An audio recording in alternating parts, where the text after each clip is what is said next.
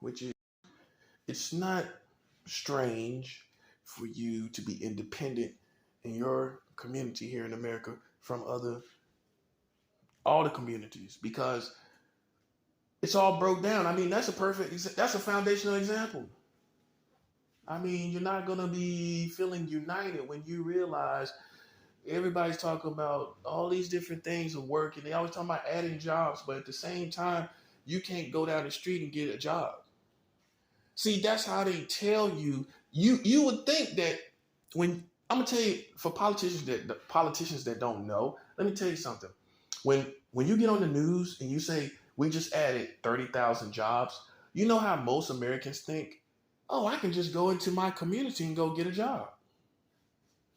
That's what they're thinking. Although you may think, well, obviously these jobs are online or trades or something like that. The average American is not thinking that.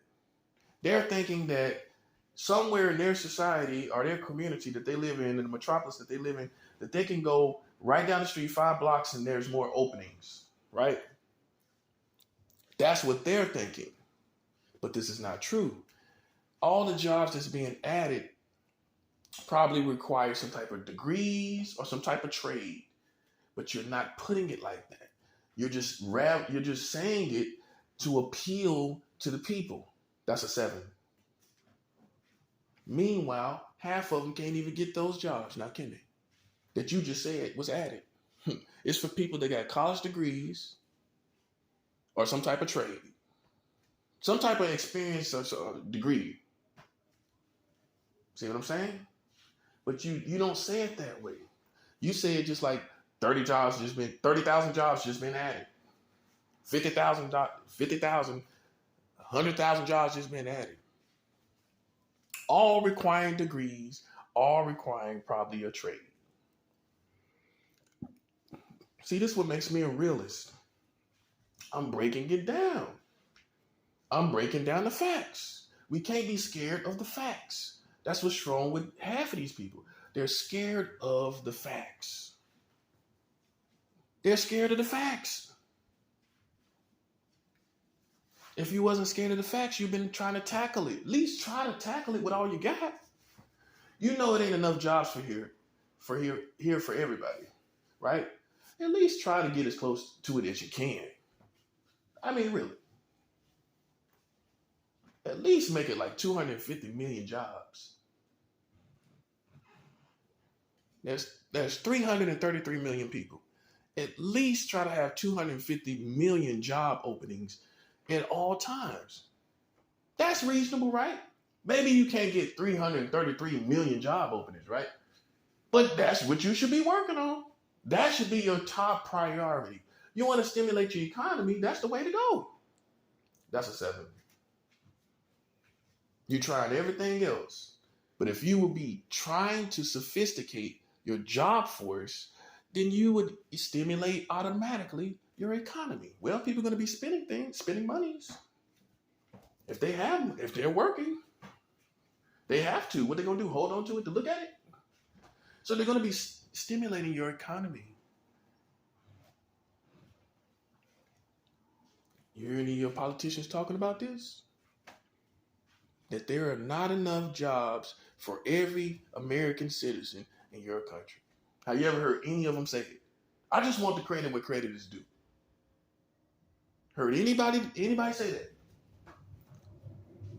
Talking about everything else. Everybody talking about money. Everybody talking about money. Everybody talking about money. Everybody talking about money. It looks cool to talk about money. But when you really get down to the reality of it and be a realist about it, there's no conversation. Look, I ain't deceiving you. I'm saying anything funny. You got the most sophisticated country in the world, the greatest country in the world, but yet you cannot explain to me why there is not a real wholesome attempt to add job openings according to the population of the American community. Right? Is that an unrealistic goal or not? Right? It's not, is it? We have to become more creative with how we employ people. Hey, everybody ain't got to be everywhere doing the same thing, right? And that's okay. That's okay. But here's the thing. Everybody should be able to make a living wage. Now, when I say a living wage, this is the second problem. I'm on this for a reason. The second problem is, okay, you employ everybody, but are they able to stay on their own and live and pay for their own bills on their own without a roommate? Look, we're talking about the greatest country supposedly in the world. I would think you would pride yourself on things like this. Well, we can employ anybody. We employ all our citizens. That should be your first thing you say to another country. Well, we employing all our citizens. They all can work if they want to. You can't say that. You cannot say that here in America. And you wonder why people are becoming independent of you. Because you got your priorities out of whack. You go to other countries, you use ambassadors to boast about everything else. But that you can employ everybody. Now, after you can employ everybody, here's the other problem that you need solutions to. You need to be able to give everybody a living wage. For people who don't know what that term means, a living wage is enough money according to the city that you live in. Listen, living wages fluctuate and vacillate according to what city you live in, right? If you live in Atlanta, the living wage may be different than living in New York or living in Cincinnati or living in Seattle or living in Miami. Okay, living in Phoenix. All these different metropolises have different living. The living wage has to be different according to, here it is, the cost of living. So the main three problems is you can't employ people, you don't have living wages for everybody, and the cost of living is out of control. You know what you should be doing? This should be tackled more than anything. I don't care about the latest weapons in the military. I don't care about nothing else. I want to be able to go to a city if I'm a musician, a starving musician. I'm able to go to another city and get a gig and start working and get me an apartment in no time. You can't do that anymore.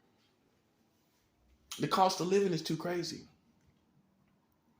All these artists, all these starving artists and musicians would love to go to a great metropolis and live there, and they can't do it because the living wage and the cost of living doesn't make sense. That's a 7. No, I'll put it like this. The 7 is the minimum wage and the cost of living doesn't make sense. The minimum wage, which you make in the city, and the cost of living, what it takes to live in a city, does not work together. It's not in unison. And the real problem is that it's not a living wage according to that city, according to the cost of living in that city. And my thing is this: why can't this be tackled more than anything else? Why can't we tackle this more than anything else? Who cares about all this other stuff when everybody's not working and everybody can't be employed? When the cost of living is crazy, everybody complains about it. The government, I'm telling you what they need to do. They need to start paying these housing people so that it can reduce the cost of living. This is how it has to happen. You have to start paying people who actually facilitate people. That's a 7. You got to. And therefore, it brings down the cost of living for the community in that metropolis. How else are the people who are facilitating these people, how are they gonna get ahead? Because they're not gonna let you get by. So guess what you gotta do? You gotta give them more money. The government gotta give them more money. Hey, they're giving money to the Ukraine. They're giving money everywhere else. Why can't they give money to people, to landlords, and people who in housing programs and housing situations? Why they can't give them more money? They're giving everybody else more money. And if they give them more money, guess what? We don't have to pay so much. And then we can work, we can then work, and then we can pay for a place to stay. Because the government has paid, giving them more money, where now it is they give us a break. They give the citizens a break. The government should be paying for that. That's a 7. Not us. I'm telling you, this is the problem. This is the problem right here. The government needs to be paying these landlords, housing program people more money to house their citizens. That's a 7.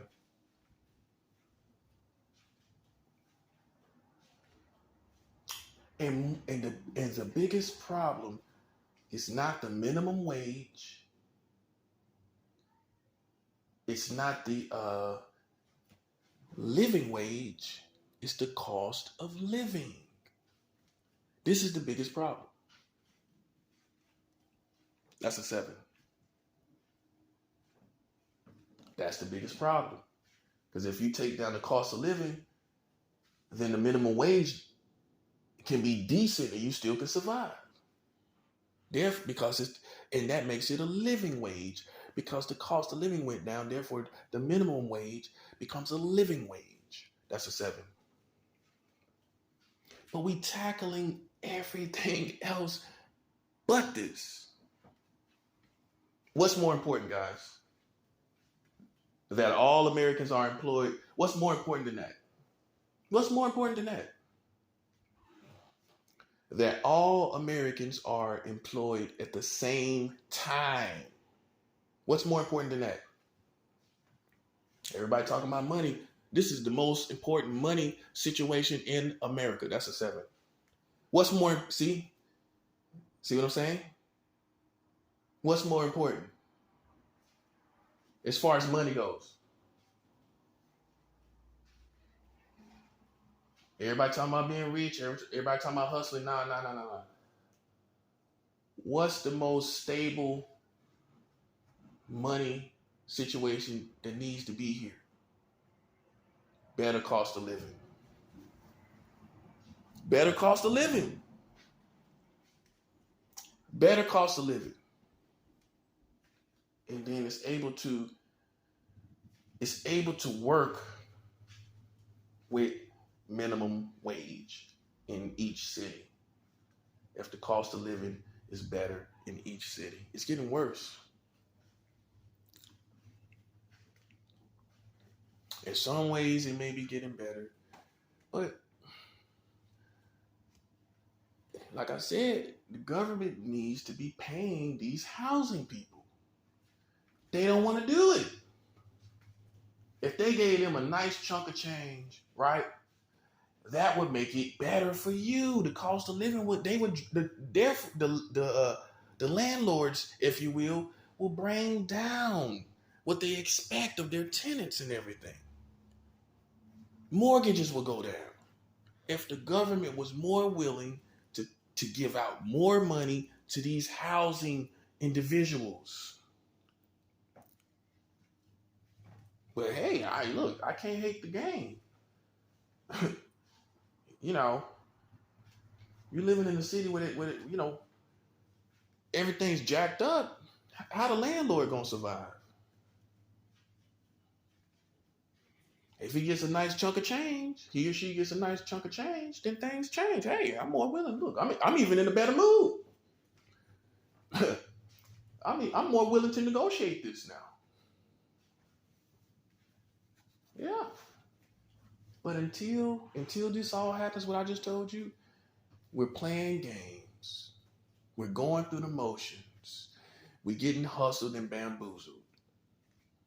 That's the bottom line. Now, did I say anything funny to you? Did I say anything to have to do with conspiracy?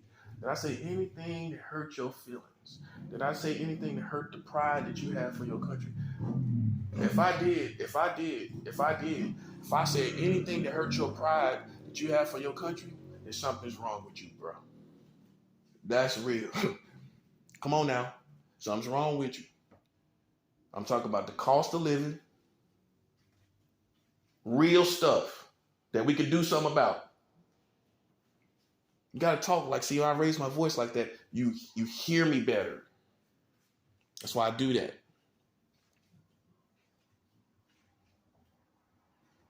Yeah. Meanwhile, you got people out here playing in the rain, gang stalking, playing all kind of games. And that's why God is not playing when it comes to me. Because I'm talking about cost of living. What you talking about? Huh? What are you talking about? You got any solutions? That's why, you see why the protection over me is very strong? You see why now, don't you? And you see why they're losers? Because they don't have any solutions. I'm talking about cost of living, crying out loud. There is no greater conversation. What is a greater conversation than cost of living? Shoot, the cost of living change in this country, everybody will be happy. Because you know you can bounce back. Okay, that didn't work out. Shoot, cost of living pretty good. Cost of living doing great. Shoot, I can go somewhere else if I want to. But you can't do that when the cost of living is crazy. So then, you see, it's a perfect example. Now you see more reasons why I am independent of the perspective of your government when they're not concerned about it. They're not truly concerned about it. They're just throwing these jobs out there for people with trades and degrees, not for everyday people like me and you. That's a 7. It's for the people that went to college and for the people that got trades. Everybody don't go to college. Everybody don't have a trade. Some people just want to labor and go make money. That's a 7, Al. You don't feel that way? I just want to get up and make a lot of money, man. I just want to get up and make a lot of money working hard. Why can't I do that? Why can't I do that? Why can't I use my body as a young man to go work hard and make a lot of money? This is the greatest country in the world. You should be able to do that. If you want to work hard and bust your butt and really get it in, and I mean really do some really physical labor, right? Whatever stage of life you may be. You just really want to thug it out, go to a job and just make a lot of money from doing real hard work, extreme hard work, but you make a lot of money. Why can't you have that opportunity? If I work hard, I'll get a lot of money. Because you know what I learned? Listen, you can work at Baskin Robbins, right? Starting out at 19 years old. You can retire from that same store and work hard all your life, and you will not be rich. Hard work does not guarantee a lot of money. That's a 7. Hard work does not mean you're going to be rich. You can work, you know people like that all the time. Even your grandparents. Perfect example. Your grandparents will be the perfect example. They work hard all their life. Are they rich? Their bodies are broke down from crying out loud for working hard in this country. Are they rich? So hard work does not make one rich. We talk about the American dream. I can show you where people bust their butt and they're not rich. So literally physical hard work does not make one rich or even successful. Well, if you work hard at a job where it's not a living wage, if you're working and you're not getting a living wage, I don't care how hard you work, guess what? You're still homeless. That's a 7. You're still homeless. While people telling you, cheering you on and rooting you on. You're working hard, sweating and everything. Your boss appreciates you. Your family respects you, but you're homeless. Yeah, we ain't talking about that kind of hard work. We ain't talking about doing that. We talking about if you work hard, if you're willing to work hard, you can almost be rich. Now, don't that sound good? That if you work hard, you can almost be rich. It's possible. All we got to do is change the cost of living and you can stack money. That's a 7. How you going to stack money with the cost of living as it is? You can't stack nothing. You stacking bills. That part. That's about it. And this is the most important money conversation. Hear me closely. Hear me closely. Hear me closely. Let's stop all this foolishness. This is the most important money conversation it is. There is no more important conversation than this when we talk about money. Yeah, I respect people hustle and all that. Sounds good. It sounds, it appeals when you talk about hustling and, getting your bread. That's not the most important conversation. That's a 7. The most important money conversation, money conversation is changing the cost of living, making a living wage for all American citizens. I mean, this is like, I know it's almost foreign for you to hear this, but they got missiles, they got technology, they're building up. Listen, now this is what you got to hear. This is what I'm getting to. Listen, they're building up the military to protect themselves. Don't you know the government almost is like its own community within this community? Within this community, the government is almost its own community that is protecting itself. That's a 7. Oh, I know you thought it was all of us all together in a big old bunch, right? in an Easter egg basket. You thought we was all together in the Easter egg basket. Until you realize you don't have the privileges that your government officials have. I'm pretty sure they got some really good plans, financial plans. Their 401k is pretty special, I bet. That part. This is what they build it. Listen, they're building, the military is, listen, it's more, who you think they're protecting at the end of the day? First and foremost, you? Oh, okay. They're protecting you. Uh-huh. They're protecting the government first. They're protecting those officials first. They come first. You don't think so? So if a war happens and the military has to protect either the government officials or you, who you think they're going to protect? If they had to choose, if it came down to choosing to protect the government officials and you, who do you think the military is going to serve? Who do you think the police is going to serve? Them. They're their own community. You didn't realize it, did you? Well, they're also separated from you in perspective on children. They have 44 states with child marriage. That's their own community. Well, they passed those laws. Did you pass those laws? Then they're becoming their own community, doing everything they want to do. It's defined, their community is defined by their laws. That's a 7, Al.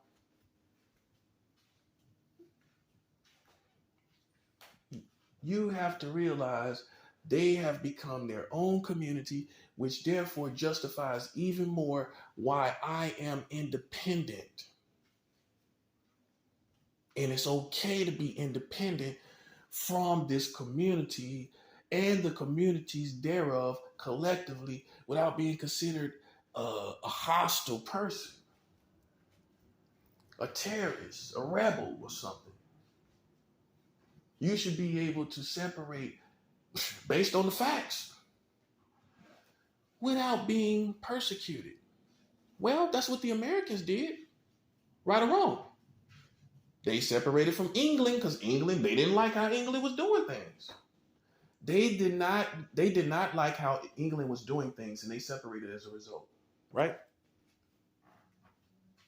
I'm part English, by the way. I'm 9% English. So some of my forefathers came from over there. Yeah. And they came here to separate themselves from England.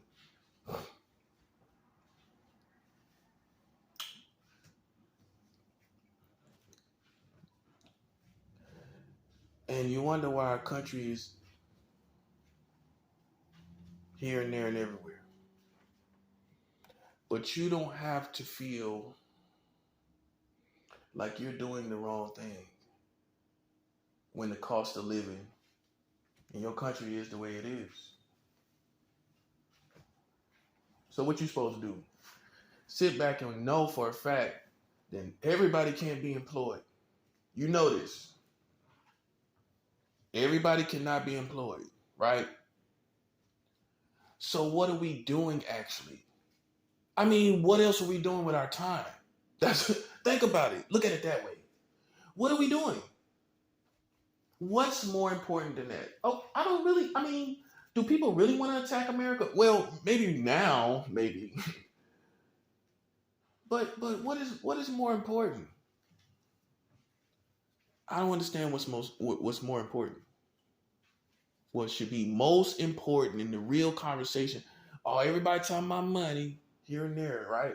We got to become like, look, we can't be one track minded.